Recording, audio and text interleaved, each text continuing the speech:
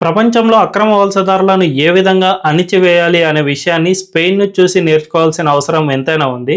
ఎందుకంటే తాజాగా ఆ దేశానికి సంబంధించిన ఒక వీడియో సోషల్ మీడియాలో వైరల్ అవుతోంది. అదేమిటంటే స్పెయిన్‌కు మధ్యప్రాచ్య దేశాల నుంచి ఎక్కువగా అక్రమ వలసదారులు వస్తూ ఉండగా, ఆ దేశానికి సంబంధించిన నేవీ ఈ అక్రమ వలసదారుల బోట్ ఒకటి ఆ దేశం వైపు దూసుకువస్తున్న సమయంలో ఈ నేవీ బోట్ ఏకంగా ఆ బోటుపై ఎక్కేసింది. తద్వారా ఆ బోటు పూర్తిగా నీటిలో మునిగిపోయింది. అందులో ఉన్న అక్రమ వలసదారులు మొత్తంగా అక్కడికక్కడే నీటి జల సమాధి అయ్యారు. అంటే ఆ దేశం అక్రమ వలసదారులపై ఎంత కఠినంగా వ్యవహరిస్తుందో అర్థం చేసుకోవచ్చు. నిజానికి ఫ్రాన్స్, జర్మనీ అండ్ ఆస్ట్రేలియా ఇలాంటి దేశాలు తాజాగా క్రిస్మస్ అండ్ న్యూ ఇయర్ వేడుకలను బహిరంగంగా నిర్వహించుకోవడాన్ని పూర్తిగా నిషేధించాయి.